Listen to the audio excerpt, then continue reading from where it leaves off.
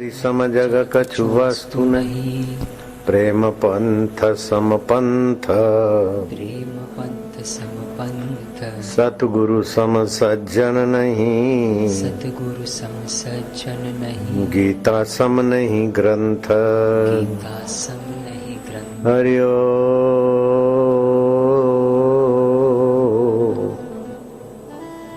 हरि ओम।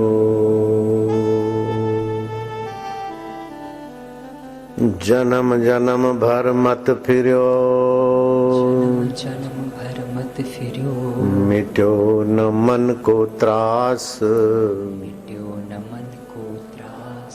कह नानक हरि भज मना, कह नानक हरि भज मना। निर्भय पावई वास, निर्भय पावई वास। हरि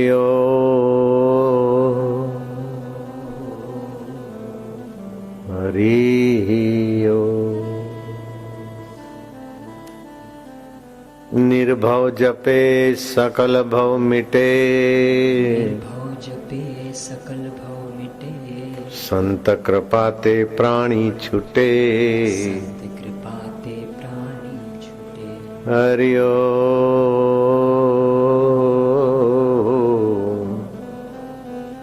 हरि ओम। नानक सतगुरु भेटिया, नानक सतगुरु भेटिया। मैल जन्म जन्म दे लथे, मैल जन्म जन्म दे लथे। औखी घड़ी न देखण देवई, औखी घड़ी न देखन देवई। सतगुरु अपना बिरद संभारे, सतगुरु अपना बिरद संभारे। हरि ओम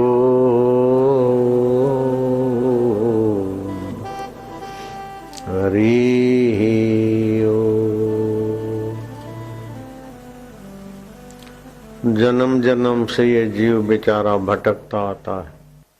अगले जन्म में क्या कमाया, क्या बनाया, रिश्ता नाता, मृत्यु का झटका लगा, सब छूट गया।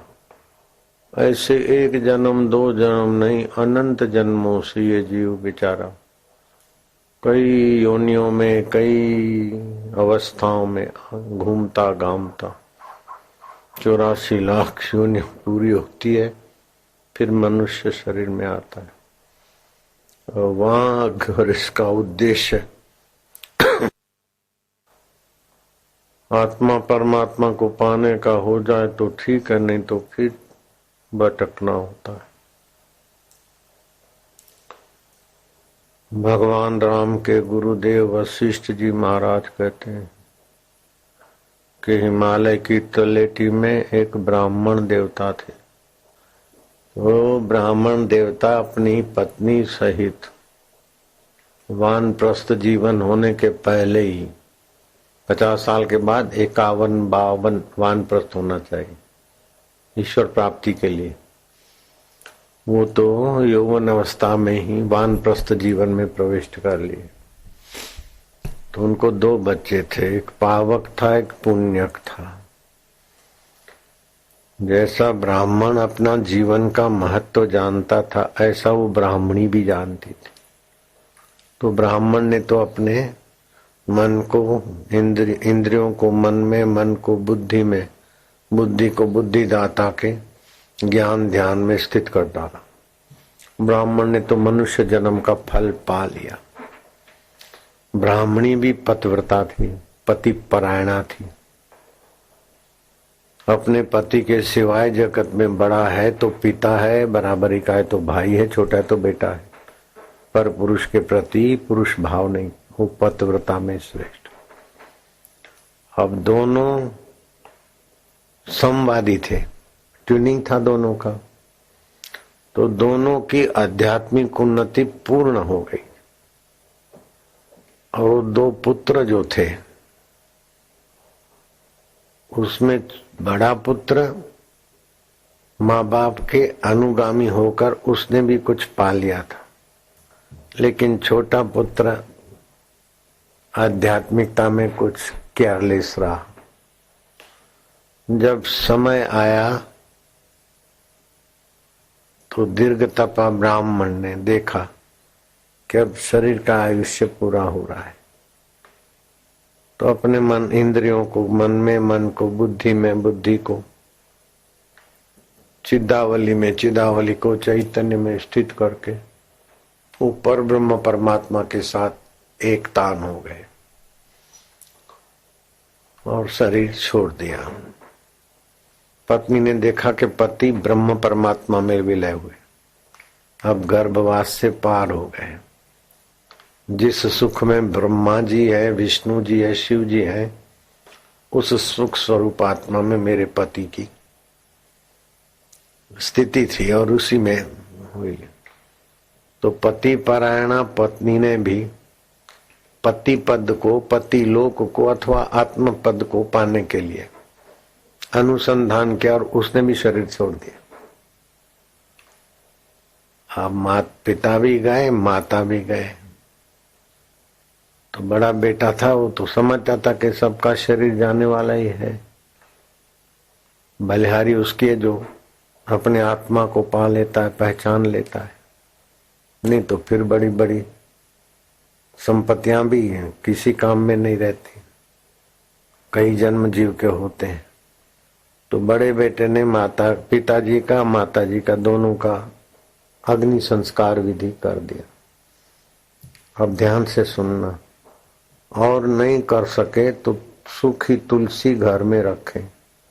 कभी भी किसी की मृत्यु हो जाए तो उसके आंखों पर, मुंह पर, शरीर पर, मृतक व्यक्ति के तुलसी की लकड़ी थोड़ी रख देवे और तुलसी की लकड़ियों का घास फूस मिलाकर अग्निदाह में आरंभ करे, मशाल जलाए। तो तुलसी की लकड़ी से जो अग्नि संस्कार हो गया तो कैसा भी जीव हो उसको नीच योनियों से रक्षा हो जाती, दुर्गति से रक्षा हो जाती। खैर ये तो महापुरुष थे, पिता के लिए जो कुछ अग्नि संस्कार की विधि ब्राह्मणों उचित कर लिया और चित्त में कोई दुख शोक नहीं रहा। जैसा रूटीन में होता है लेकिन उसका भाई, माँ, पिताजी तुम गए, मैया को भी ले गए, माँ को तो छोड़ा ही, रोए, माँ के लिए विलाप करे।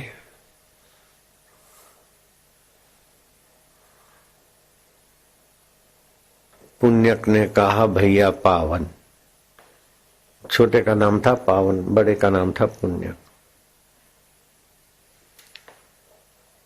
किस माँ के लिए तू रोता है? इस शरीर की माँ के लिए रोता है? इस शरीर के पहले भी तेरी माँ थी, दशारण देश में तेरा जन्म हुआ था, कपिल वन में तू वानर था, वानरी तेरी माँ थी, वानर तेरा बाप था भाई। तुषार देश में तू राजपुत्र बना था, रानी तेरी माँ थी, राजा तेरा बाप का।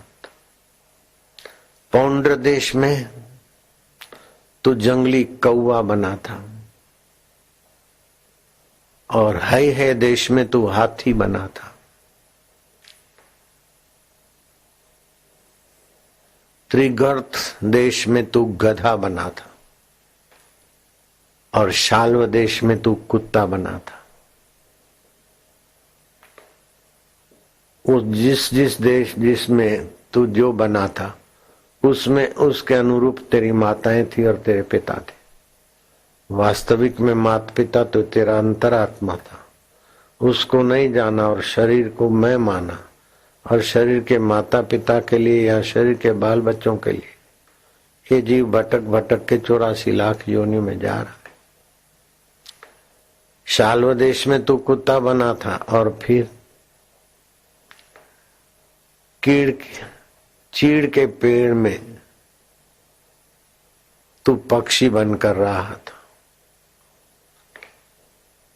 फिर विंध्याचल में तू पीपल का वृक्ष बना था और पीपल का वृक्ष समय पाकर गिरा टूटा। फिर तू वट वृक्ष में दीमक का कीड़ा बना था। मंदराचल में तू मुर्गा बना था और कुड़ू कू करता था। और कौशल देश में तू मुर्गा बना था लेकिन किसी ब्राह्मण के घर के नजीक रहता था। ब्राह्मण सत्पात्र कर्म और सेवा में ईश्वर में नहीं। ब्राह्मण का दर्शन करते हुए तेरी मृत्यु हुई थी। तू ब्राह्मण के घर में जन्मा। कौशल देश में तू ब्राह्मण पुत्र बना था। बंग देश में, जिसको बंगाल बोलते थे, कलकत्ता नहीं, बंग देश में फिर तू तीतर बना। और तुषार देश में फिर तू घोड़ा बन गया था। और राजस्थान के अजमेर निकटवर्ती पुष्कर में तू ब्रह्मा के यज्ञ का पशु बना था। तेरे मेरे जन्मों को मैं जानता हूं। जब तक जन्म मरण से पार करने वाला सत्संग नहीं मिलता, अपने सत्य आत्मा का ज्ञान देने वाला गुरु नहीं मिलता, तब तक सोने की लंका बनाने वाला रावण भी वासना से और दुखों से मुक्त नहीं होता। लेकिन शबरी भीलन को सतगुरु का ज्ञान मिल गया और शबरी भीलन ने अपने अंतर्यामी परमात्मा देव में विश्रांति पाई, तो बाहर के राम भी आए, भीतर के राम से भी उसकी एकता थी। हे पावन, विनय वन में तू ताड़ का वृक्ष बना था और ताड़ का वृक्ष गिरा समय पाकर। तो वृक्ष में जो कीड़े लगे थे, तो कीड़े का चिंतन करने वाला वृक्ष फिर दूसरे ताड़ के वृक्ष का कीड़ा बना। और मुझे पक्का याद है कि एक दिन गुल्लर के फल में तू मच्छर बनकर भी जिया था। और मच्छर की दृष्टि बगुलों पे पड़ी और मच्छर जब मरा तो बगुला बना। तू बगुला के शरीर में भी था। फिर हिमालय में तू भोजपत्र के वृक्ष की छाल में चीटा बना और 6 मास तक तू रहा। फिर स्वदेश की सीमा के छोटे गांव में वो गोबर के कंडे बनाते हैं, उसमें तू बिच्छू बनकर रहा। अब तू ही बता, किस किस माँ के लिए रोएगा, किस मकान के लिए, किसके लिए क्या करेगा? तू अपने अंतर्यामी के लिए, जो तू है असली में, उसका ज्ञान पिता से सुनता। माता जी ने अनुसरण किया, मैंने अनुसरण किया, तो मेरा अब दोबारा दुखद संसार से पिंड छूटा है। तू माँ के लिए रोता है, बाप के लिए रोता है, तू अपने लिए रो कि मनुष्य जन्म पाकर तूने सत्संग में इंटरेस्ट, रस नहीं लिया, सत्य का संग नहीं किया, मरने वाले शरीर को ही मैं माना। ये शरीर तो छूट जाएगा। अब तू कितना भी रो तो माता पिता का शरीर बनेगा नहीं, और बन भी आए तभी भी मर जाएगा। जो अमर है उस आत्मा को जान। पावन नाम तेरा पावन, मेरा पुण्यक नाम है, मैंने तो पुण्य कर्म का फल पा लिया। तेरा पावन नाम है, तो पावन परमात्मा को पा। मेरे भाई अनुज, तो ब्राह्मण पुत्र था, ब्लड में तो, खून में तो संस्कार था। वो अपने भाई के चरणों में गिर पड़ा। आज तुमने मेरी अज्ञान की नींद से जगाया मुझे। बोले क्या बताऊं, एक बार तुम हम भाई बने थे और जंगल में बैर खाने गए थे, फिर किसी वृक्ष पे चढ़ा और तू गिरा और मर गया। ऐसा कोई जन्म नहीं जिसकी मृत्यु नहीं होती, ऐसा कोई संयोग नहीं जहां वियोग नहीं होता, ऐसा कोई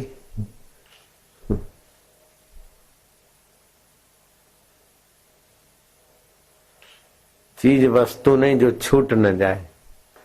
एक आत्मा परमात्मा ही नित्य है, वो अछूट है। उस अछूट का ज्ञान, अछूट की शांति, अछूट की प्रीति पाकर फिर तुम संसार में जीते तो जीवन मुक्त हो जाते। मुझे ये भी पता है,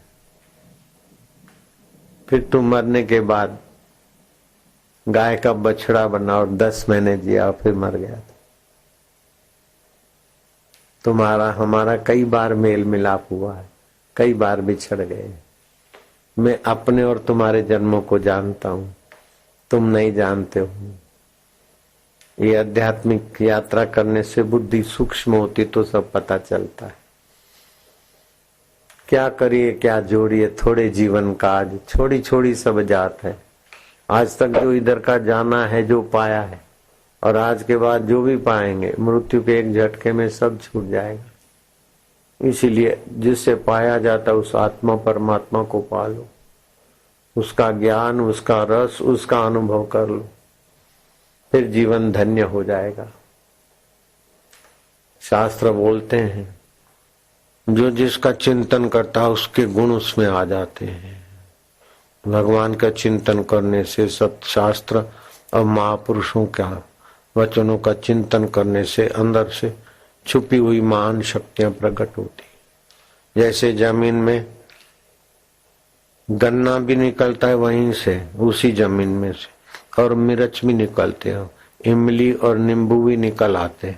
सबका अपना अपना जैसा बीज होता है, गुण धर्म, ऐसा धरती माता से मिल जाता है।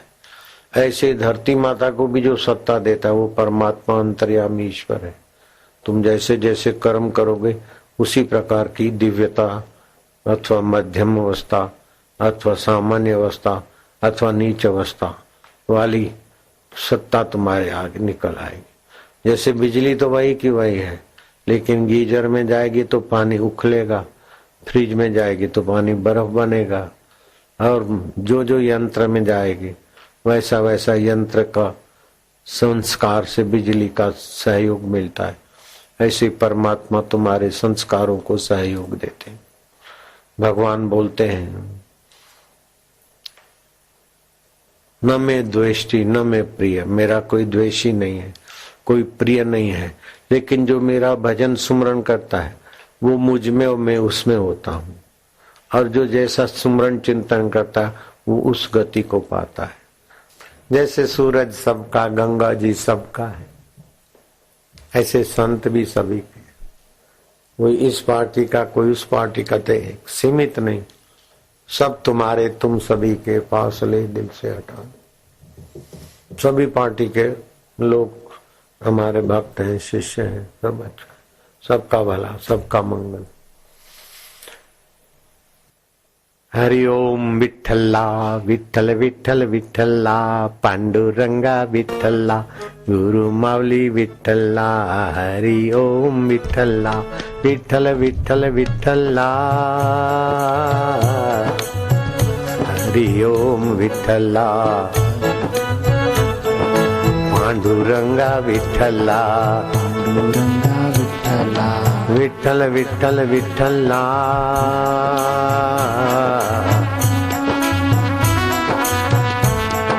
हरि ओम विठ्ठला, पांडुरंगा विठ्ठला, माझा विठ्ठल विठ्ठल विठ्ठल विठ्ठल विठ्ठल विठ्ठला, माझा विठ्ठल विठ्ठल विठ्ठल विठ्ठल विठ्ठल विठ्ठला, हरि ओम विठ्ठला, पांडुरंगा विठ्ठला, हरि ओम विठ्ठला,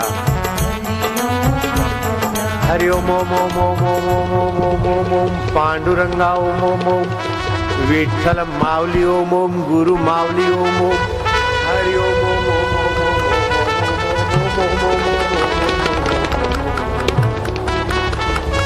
हरि ओम ओम ओम ओम ओम ओम, विठ्ठल ओम, पांडुरंगा ओम, हरि ओम गुरु माऊली ओम ओम ओम ओम।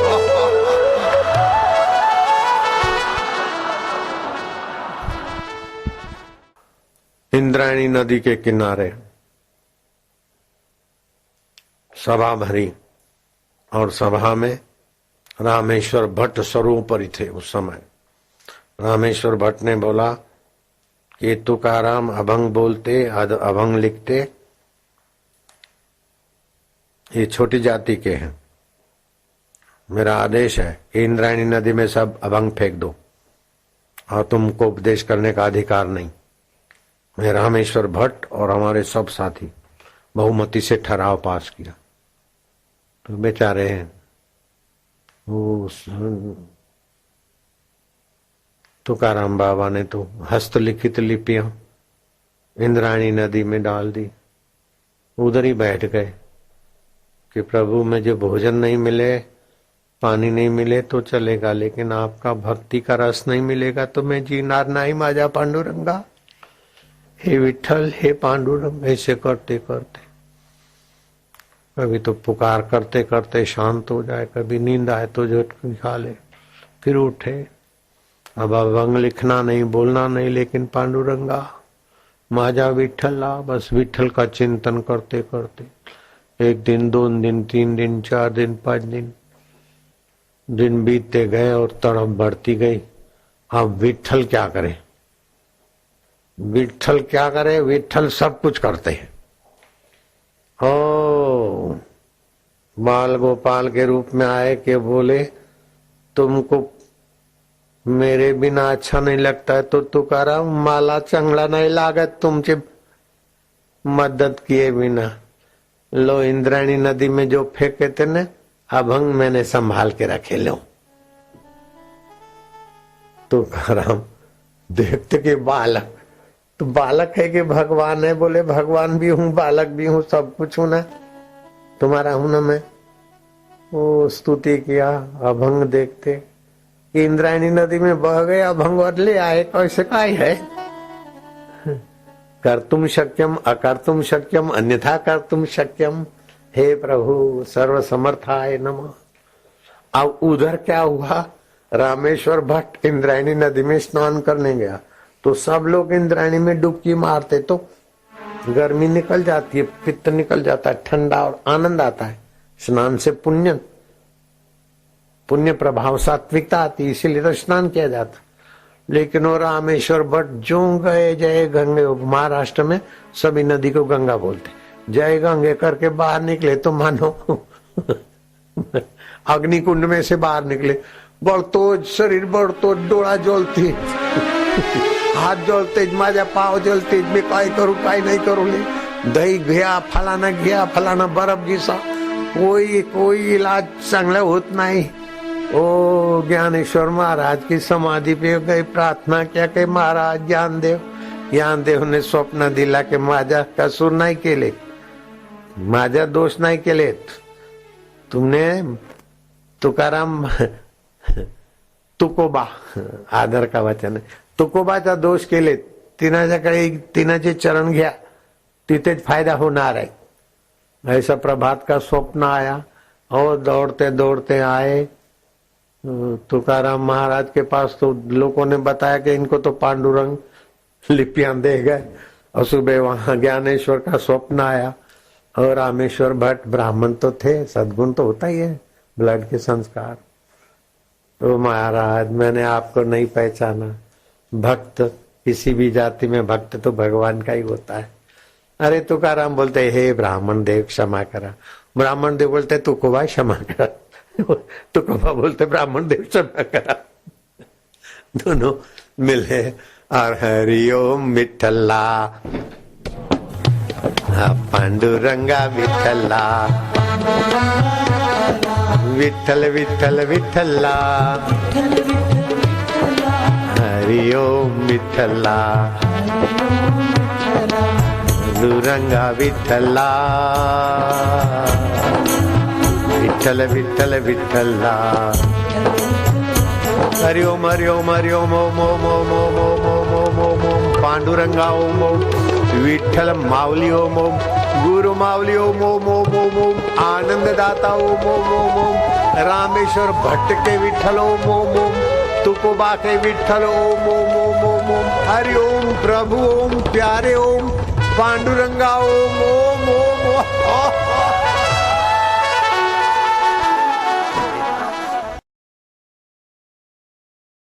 किसी को भी सिर दर्द हो तो सुबह मंजन करते समय ये ब्रश करते हैं, अब पेस्ट वेस्ट लेते हैं आयुर्वेदिक को तो ठीक है, नहीं तो हड्डियों का पाउडर पड़ता है, जानवरों की हड्डियों का, ऐसा मैंने सुना है।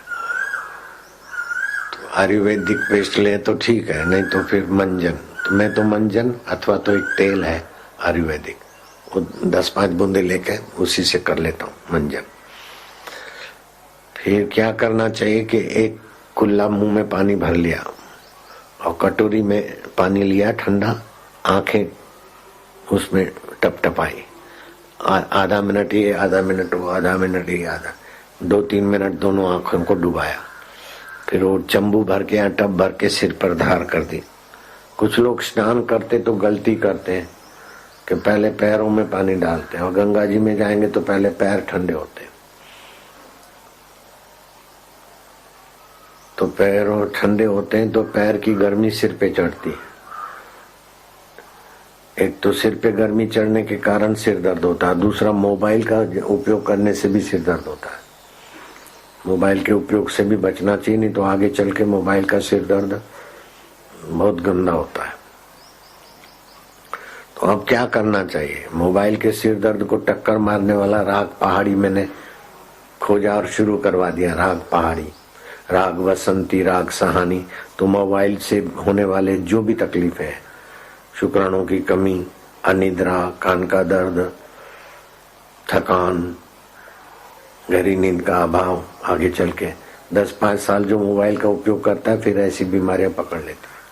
तो उसका तोड़ है राग वसंती, राग सहानी, राग पहाड़ी, वो कराते रहते हैं हम।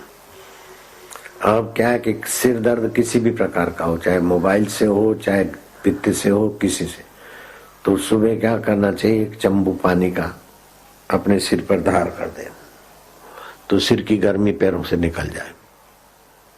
राम सुखदास जी को भी सिर की गर्मी की तकलीफ आखिरी दिनों में थी, और बहुत 108 वनस्पतियों का रस निकलवा के फिर लगाते थे।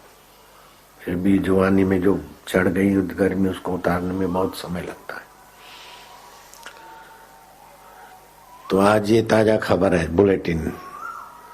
सुबह सुबह मंजन करते समय एक चंबू पानी, ठंडे पानी से सिर को जरा ठंडा कर दिया तो सिर की गर्मी पैरों तले निकल जाए।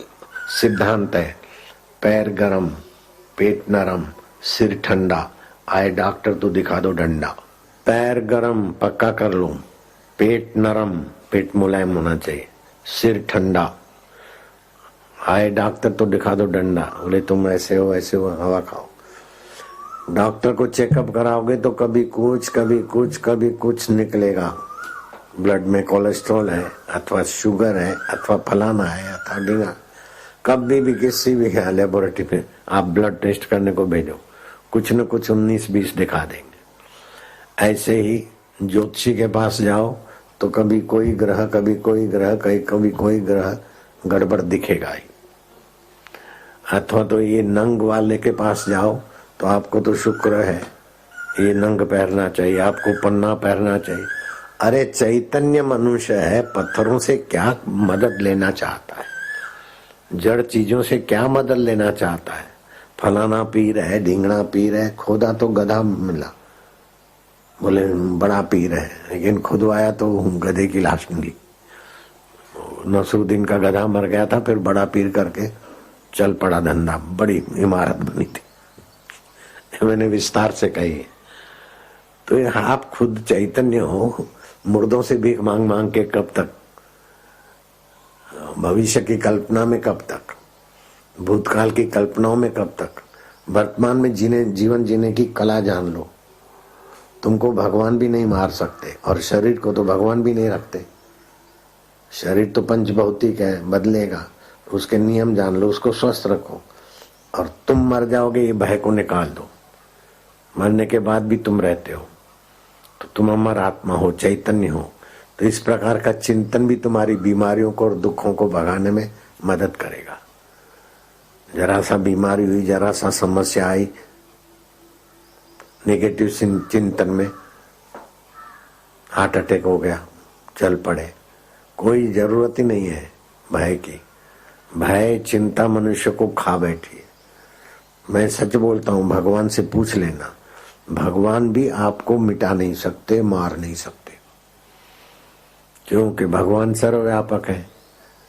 महाकाश घड़े को तो तोड़ सकता है, लेकिन घड़े के आकाश को महाकाश नहीं मिटा सकता है। समुद्र तरंग को तो तोड़ सकता है, लेकिन समुद्र पानी को नहीं मिटा सकता है। ऐसे ही देवता या भगवान या कोई भी व्यक्ति आपके शरीर को जो मिटने वाला है उसको मिटा सकते, आपको कोई मिटा नहीं सकता। अभी आप जिस धरती पे बैठे हैं 200 से भी ज्यादा राष्ट्र है, लेकिन वो पृथ्वी पर ही है, और पृथ्वी पर 200 से भी ज्यादा राष्ट्र है, लेकिन ये जो सूरज देख रहा है पृथ्वी से 13 लाख गुना बड़ा है हमारा सूरज। लेकिन आकाश गंगा में 4 अरब सूरज है, उसमें से सबसे छोटा सूरज हमको दिखता है। समय की धारा में 4 अरब सूरज, 400 करोड़ सूरज जो है आकाश गंगा में, जिसको शास्त्र ने तप लोक कहा है। आग ही आग है, ऐसा भी एक लोक है। 14 लोक है ना, भूर लोक, भूवर लोक, जनलोक, तप लोक, महद लोक, अतल, वितल, तलातल, रसातल, पाताल आदि आदि। तो इन सब का सार है प्रकृति, और प्रकृति की गहराई में सार है परमात्मा, और वही परमात्मा हमारा आत्मा बन के बैठा है। अगर हम जान ले तो सारे ब्रह्मांड के साथ जो परमात्मा की एकता है हमारी एकता हो जाती है। और बीच में आता है अहम। अहम कोई भय रहता है, अहम कोई प्रलोभन रहते हैं, अहम कोई दुख होता है। जब भी दुख हो तो समझ लेना अहम को दुख हुआ है। दुख नहीं था तब भी हम है, और दुख है तभी भी हम है। तो ये अहम को दुख आता जाता है। तो अहम से आपका संबंध काल्पनिक है। मैं दुखी हूं, दुख बढ़ेगा। मैं फलाना हूं, मैं ब्राह्मण हूं, मैं फलाना हूं। अहम में जो भी घुस जाता है वो पक्का हो जाता है। मैं फलाने की कन्या हूं, और फेरे हाँ, पूछा कि तुम्हारा घर है? बोले नहीं, ये तो मेरे मायके का है, मेरा घर उधर है। कन्या थी तो माँ बाप का घर अपना घर मानती थी। फेरे फिर लिए तो अहम ने स्वीकृति दे दी कि मैं मिनिस्टर हूं, ये भी अहम में है। मेरी हार हो गई, मेरी जीत हो गई, मेरी पार्टी, ये भी अहम में है। तो अहम जिससे फुरता है वो है चैतन्य आत्मा। जैसे पानी के बिना तरंग नहीं है, महाकाश के बिना घड़े का आकाश नहीं है, ऐसी आत्मा के बिना अहम भी नहीं है। आत्मा से ही पूरित होता है। तो हम अहम में उलझ जाते हैं। अगर आत्मा में चले आए तो आत्मा परमात्मा का साक्षात्कार हो जाए। इसलिए मंदिर के देवता हम ही बनाते हैं, और फिर हमको ही दंडवत करना होता है, क्योंकि अहम मिटाने की थोड़ी रीत। मंदिर का कोई भी देवता है तो हम ही लोगों ने बनाया, मनुष्यों ने, और फिर हम ही लोग वहां प्रणाम करते हैं। ये अहम मिटाने की व्यवस्था है। लेकिन अहम स्थूल नहीं है, सूक्ष्मतम है। मेरे में अहम नहीं है, ये भी अहम। बड़ा विचित्र है। तो हिरण्यकश्यपु ने 60,000 वर्ष तपस्या की और सोने की हिरणपुर बना दी। रावण ने 60,000 वर्ष तपस्या की, सोने की लंका बना ली, लेकिन अहम को ईश्वर में नहीं मिला पाए। शबरी को सदगुरु मिल गए, अहम को ईश्वर में मिला दिया। तो श्री राम जी शबरी के झूठे बैर खाते और रावण को तीरों का निशाना बना देते। अहम इतना खतरनाक है, सोने की लंका बनाने के बाद भी निर्दुख नहीं होने देता है। नेता बोलते हैं ये कर देंगे, वो कर देंगे। ठीक है, चुनाव के लिए पब्लिक को भले पटाने के लिए कुछ भी बोल दो, लेकिन तुम सोने की हरिद्वार नहीं बना सकते, सोने की गुजरात, सोने का महाराष्ट्र नहीं बना सकते। और सोने की लंका और कोई छोटी मोटी नहीं थी, गुजरात से लंबी चौड़ी थी लंका, 84 कोसों में थी लंका। अब सोने की लंका वाला भी अपनी प्रजा को और अपने को निर्दुख नहीं कर सका, लेकिन शबरी भीलन मतंग गुरु की कृपा मिली तो निर्दुख। मीरा को रहीदास गुरु की कृपा मिली निर्दुख। राजा जनक को अष्टावक्र गुरु की कृपा मिली निर्दुख। निर्दुख क्या है कि मौत भी आ जाए तभी भी दुख न हो। मौत हमारी हो ही नहीं सकती। मौत जब भी होगी तो मरने वाले शरीर की होगी। हमारी मौत भगवान भी नहीं कर सकते। ब्रह्मा विष्णु महेश और सारे देवता मिलकर भी हमको नहीं मिटा सकते। ध्यान से सुनना है, खास बात है। तो ये जो सूरज है पृथ्वी से 13 लाख गुना बड़ा है। हम यहाँ बैठे हैं तो सूरज हमको थाली जैसा दिखता है, क्योंकि दूरी है। कितनी दूरी है कि सूरज की किरण चलती है तो 1 सेकंड में 1,86,000 माइल की गति से सूरज की किरण दौड़ती है, 8 मिनट में पहुंचती है। गणित लग सकता है कितने करोड़ माइल दूर है सूरज। अगर हम सूरज पर खड़े होकर पृथ्वी देखें तो एक बिंदी दिखेगी, ठीक है ना। 13 लाखवां हिस्सा पृथ्वी है सूरज का, 13 लाखवां हिस्सा। वो 13 लाख गुना बड़ा है विज्ञानियों की रिसर्च के अनुसार। और आकाशगंगा के जो 400 करोड़ सूरज है उसमें से सबसे छोटा है। समय की धारा में ये एक सूरज है, फिर दूसरा आता है नीचे तो सब उखलने लगता है। आदमी तो चल मेरे भैया, जीव जाति चल। ऐसे 11 सूरज तपते, सब अग्नि अग्नि हो जाता है। तो उसको बोलते हैं आत्यंतिक प्रलय। तो उसमें सारे पृथ्वी लोग तो समझो खाक हो गया, लेकिन ब्रह्मा विष्णु महेश के लोग रहते हैं। जब महाप्रलय होता है तो ये आकाश गंगा ब्रह्मा विष्णु महेश सब चट, फिर भी हम लोग रहते हैं। महाप्रलय होता है, कुछ भी नहीं रहता, उसको जानने वाला है तभी तो ये ज्ञान मिला हमको। क्या ख्याल है? महाप्रलय में ब्रह्मा विष्णु महेश और ये आकाश गंगा और ये सूरज, ये सब चट हो जाते, कुछ नहीं रहता। कुछ नहीं रहता, उसको जानने वाला कौन है? वो अभी भी है। दुख आया चला गया, सुख आया चला गया, बचपन आया चला गया, कुछ नहीं रहा, फिर भी आप तो है ना। मर गए, शव को देखा, कुटुंबी रो रहे हैं, पत्नी रो रही है, आप आकाश में खड़े देख रहे, तो मरने वाले शरीर की मृत्यु हुई, आपकी नहीं हुई। आप वो चीज है। ये गुरु की कुंजी के बिना पट नहीं खुलते। 60,000 वर्ष तपस्या किया, ये पट नहीं खुले। और परीक्षित राजा 7 दिन में सुखदेव जी की कृपा पाके ही पट खोल के साक्षात्कार कर लिया। इसीलिए बोलते हैं गुरु ब्रह्मा गुरु विष्णु गुरुदेवो महेश्वरा गुरु साक्षात पर ब्रह्म तस्मै से गुरुवे नमः। मैं गर्मियों में हिमालय की एकांत पसंद करता हूँ। तो ऋषिकेश में गंगा पार गीता भवन है, जानते हैं आप तो, काली कमली वालों का है गीता भवन। तो हनुमान प्रसाद पोद्दार और जय दयाल गोयनका, जानते ना नाम? तो जय दयाल गोयनका जिसमें एकांत में रहते थे, रमन ये अपना महेश योगी के पहाड़ के पास में कुटिया थी। मैंने उनको कहा मेरे को एकांत में कुटिया, तो उन्होंने वहां व्यवस्था की, तो मेरे को ठीक लगा। फिर सेठ जी की बेटी ने सीधा सामान भेजा राम सुखदास जी के कहने से। मतलब हनुमान प्रसाद फौजदार और सेठ जी, ये दोनों राम सुखदास, तीनों की गीता प्रेस गोरखपुर में और गीता कुटीर में तीनों की सेवा सराहनीय है। तो सीधा लेके आया आदमी गीता कुटीर से और गीता भवन से आटा दाल चावल घी ये वो दही।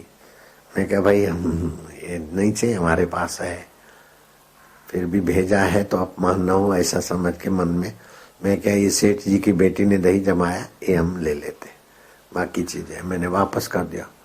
वो राम सुखदास जी ने बोला आपने सब सामान वापस कर दिया। मैं क्या महाराज जी दही रखा हमने। बोले वो सीधा भेजा था क्यों नहीं लिया। मैं क्या सीधा तो हमारे पास है और वैसे भी तीर्थों में दान का माल नहीं लेना चाहिए।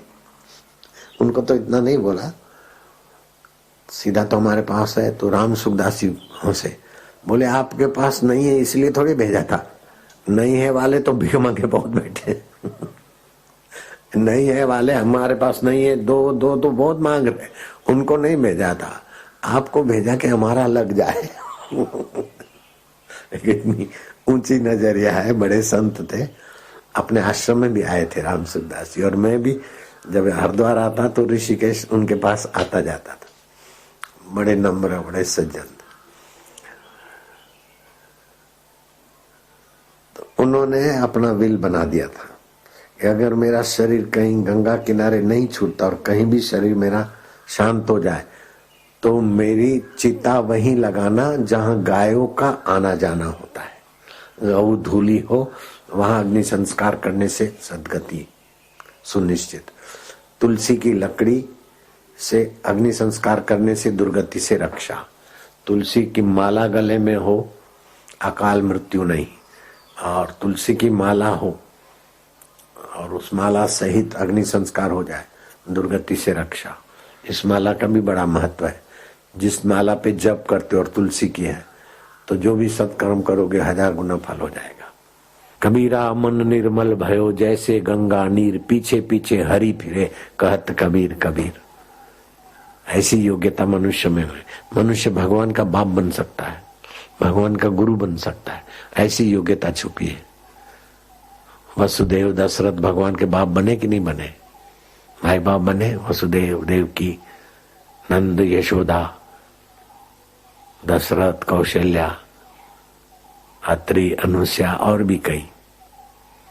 तो ऐसी सारी योग्यता वाला मनुष्य पान मसाला खाए, झूठ कपट करे, हमको सजाए, मैं करोड़पति, मैं फलाना। अरे मैं को तो बस मैं के मूल में जा तो ईश्वर मिलेंगे, मैं में उलझा तो मुसीबत मिलेगी।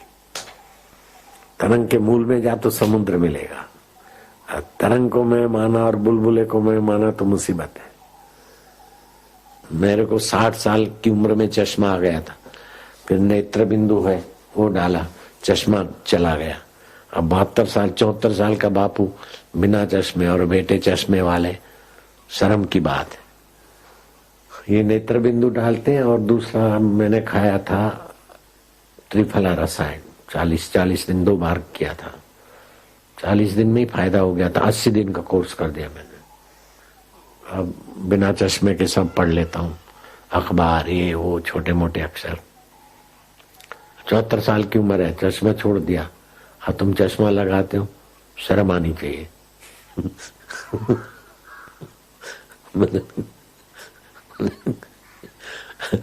नारद जी ऐसा महना मारते के सामने वाला चल पड़ता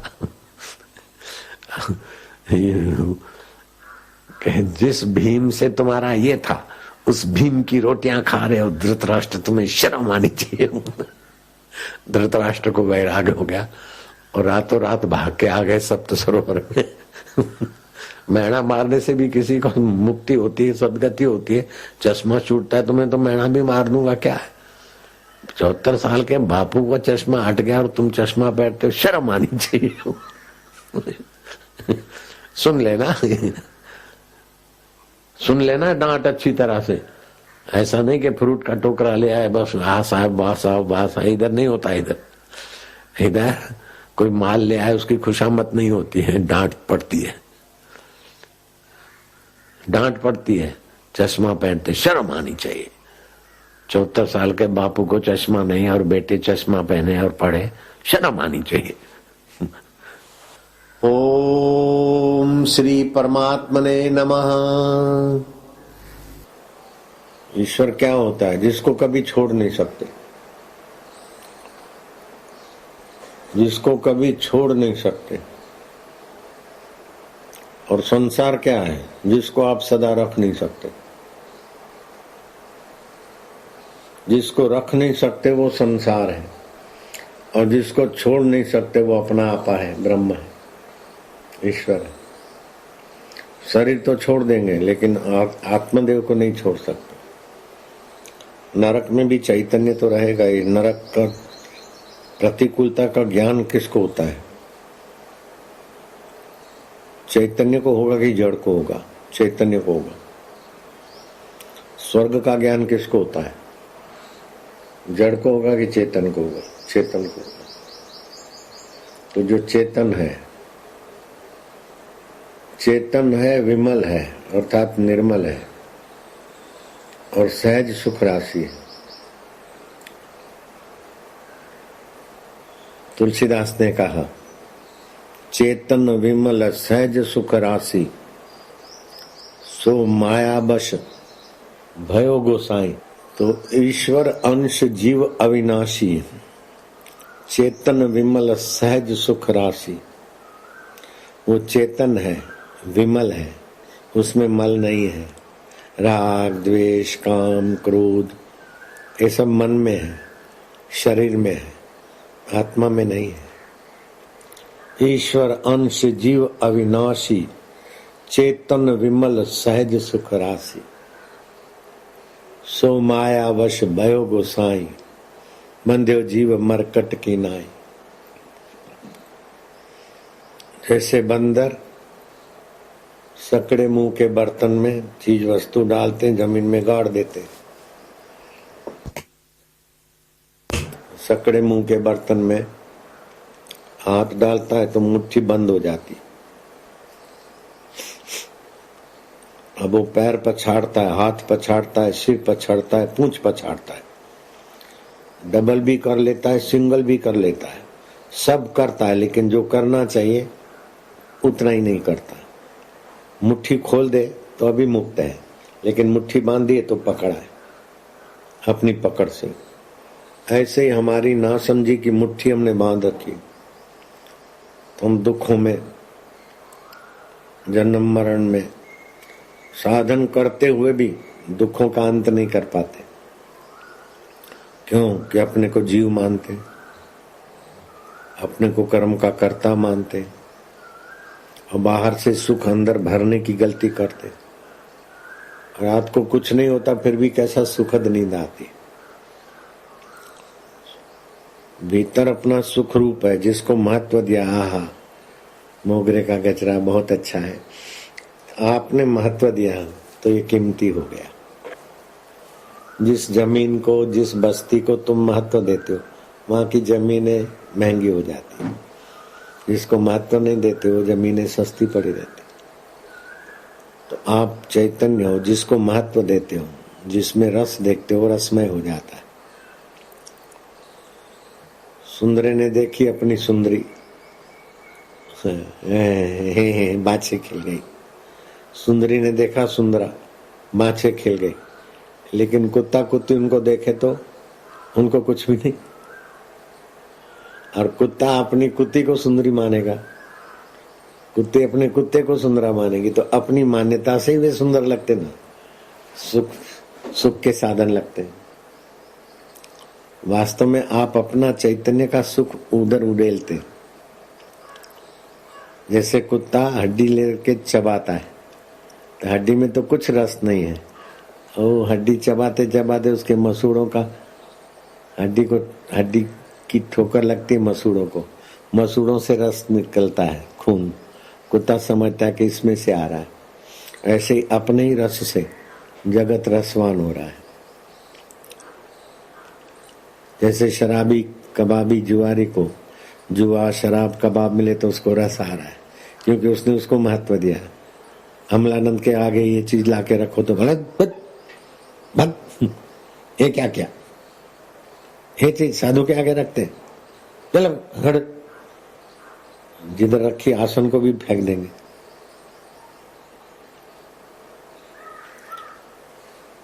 तो भागवत कहते हैं कि भगवान कैसे हैं? भगवान रस स्वरूप है। रसो वैस वैश्वानरो, वैश्वानर जो अन्न को पचाते हैं, अन्न में से रस बनाते, मन और बुद्धि बनाते, वो सब प्राणियों के हृदय में है। जैसे आकाश सब घरों में है, सब गिलासों में, सब कुल्लरों में आकाश है, उससे भी सूक्ष्म चैतन्य परमात्मा है। तो परमात्मा रस स्वरूप भी है, चेतन स्वरूप भी है और ज्ञान स्वरूप भी है।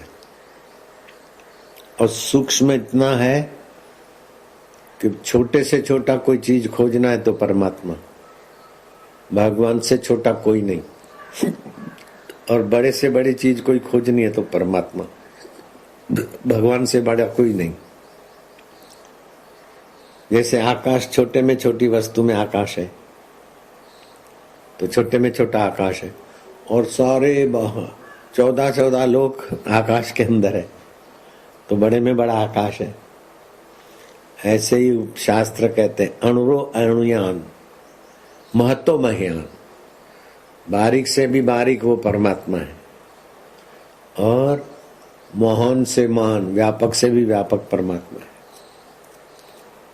वही अपना आत्मा है, वही, वहीं से मैं फुरता है। मैं दुखी, मैं सुखी, मैं जहां से फुरता है मैं वही हूं, ये साक्षात्कार है।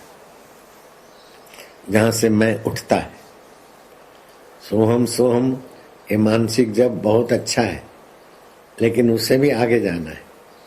ये प्राण जपते, मन जपता है, उसको जानने वाला मैं, उसका भी उद्गम स्थान, अधिष्ठान, जप का भी अधिष्ठान, तप का भी अधिष्ठान। तो कर्म 3 प्रकार के होते हैं, कर्म, अकर्म, विकर्म।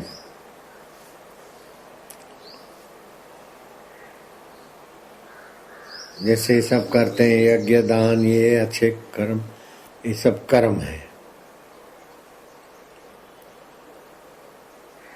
विकर्म वो है हिंसा किया, दुख दिया, किसी को सताया, विपरीत कर्म, पाप कर्म, विकर्म है। तो कर्म भी बांधते हैं, विकर्म नीचता में ले जाते हैं, गंदी जगह बांधते, कर्म ठीक ठाक जगह बांधते। लेकिन अकर्म, कर्म तो करे लेकिन फल की इच्छा न रखे, जब तो करे फल की इच्छा न रखे, परोपकार करे फल की इच्छा न रखे।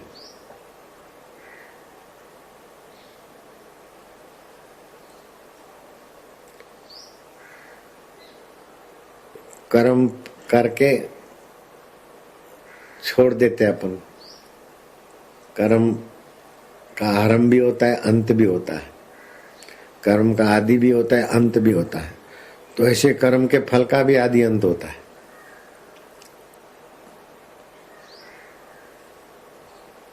कर्म के फल का भी आदि अंत होता है। तो कर्म फल भोगने वाले शरीर का भी आदि अंत होता है, लेकिन आत्मा परमात्मा का आदि अंत नहीं है। परमात्मा अनादि है और अनंत है, अंत नहीं है। और वही परमात्मा अपना आत्मा है, वास्तव में वही अपन है। कर्म भी करते हैं और छोड़ते हैं, कर्म का फल भी भोगते हैं और छोड़ते हैं, लेकिन अपने आप को हम छोड़ सकते क्या? हमने पाप कर्म किए और नरक घूम के आए, हमने पुण्य कर्म किए, स्वर्ग घूम के आए, हमने मिश्रित कर्म किए तो मनुष्य लोक में सुख दुख के थपेड़े खा रहे। लेकिन हम अपने आप को छोड़ सकते हैं क्या? जिसको आप कभी नहीं छोड़ सकते वो परमेश्वर आत्मदेव है, वही मैं हूं। 60,000 वर्ष तपस्या से जो नहीं मिला वो इस ज्ञान से मिल जाएगा। सोने की लंका बनाने के बाद भी जो सुख नहीं मिला वो इससे मिल जाएगा। ऐसी ऊंची आत्मविद्या है। इसी विद्या को सब विद्याओं की राजा बोलते हैं। गीता में भगवान ने कहा राज विद्या राजगुह्यम पवित्रम इदम उत्तमम।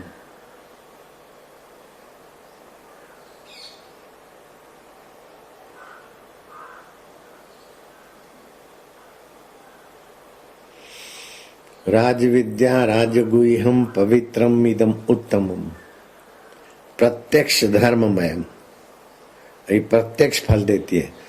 अभी यज्ञ करो तो धुआं चाटो, मिलेगा स्वर्ग तब मिलेगा। अभी दान करो, जब उसका 10वां होके मिलेगा अथवा जो फल मिलेगा तब मिलेगा। लेकिन ये ब्रह्म ज्ञान की विद्या का प्रत्यक्ष फल है और सुगम भी है। यज्ञ में तो चीज वस्तु जुटाओ, रुपया पैसा चाहिए, इसमें तो खाली गुरु बोल रहे हैं और तुम उस बात को स्वीकार करो, पकड़ लो बस। और कृष्ण गुरु बोल रहे हैं और अर्जुन ने पकड़ लिया, अर्जुन का दुख बचा नहीं, सुख मिटा नहीं। राम जी और सीता जी बोलते हैं और हनुमान ने पकड़ लिया, हनुमान जी हो गए ब्रह्मवेता। अष्टावक्र बोलते हैं और जनक ने पकड़ लिया, हो गए जनक राजा पार। ऐसे ही तोतापुरी गुरु ने बोला और गदाधर पुजारी ने पकड़ लिया, बन गए रामकृष्ण परमहंस। लीलाशाह जी ने बोला, आसुमल ने पकड़ लिया, बन गए आशाराम बापू तुम्हारे सामने। खाली गुरु की बात को पकड़ लो बस। पकड़ में नहीं आती नहीं बैठती तो उसके उपाय है, बिठा दो बस। ऐसी ऊंची विद्या है राज विद्या राजगुह्यम।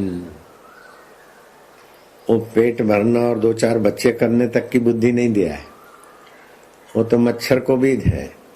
मच्छर भी बच्चे पैदा कर लेता है, पेट भर लेता है।